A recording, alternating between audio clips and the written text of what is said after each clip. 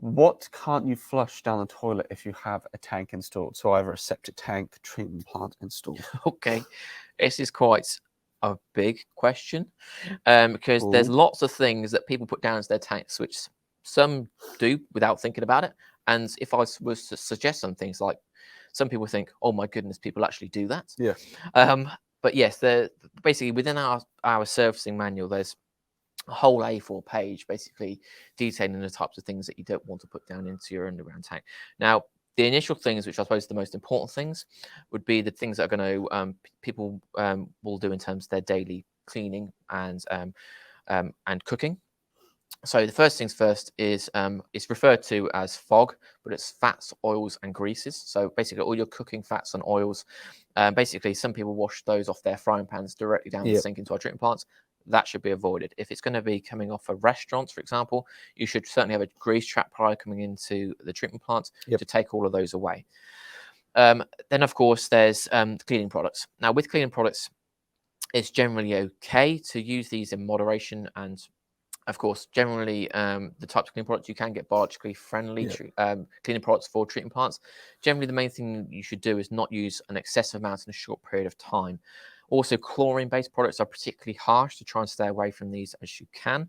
And yeah, favour the biological ones if you're feeling particularly cautious about looking after a treatment plant. Those are the types of things that people put down as the tank, which, of course, if it's going to be a holiday home, they might not even think about it. So these could be things like sanitary towels, Wet wipes. wet wipes, cotton buds. You could think about some metal objects like Yeah. razor blades, especially if you've finished shaving potentially, or you've then got plastic, rubber, wood, whatever it might be. We don't want it in our underground tank.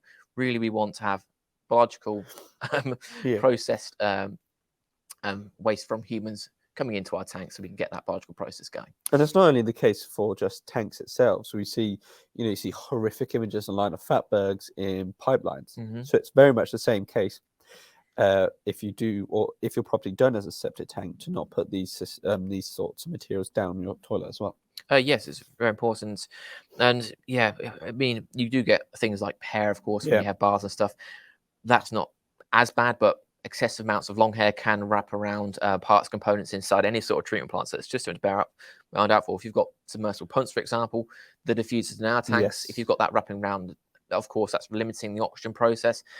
Really is important to consider what you put it down into your tank. I mean, it might not even be the homeowner's fault if you've just got your tank installed and you've had a load of DIY on your property. The decorators could be putting paint and thinners and strippers down with the utility sink, and that could go into the treatment plant. So you may have very cloudy white water in your tank.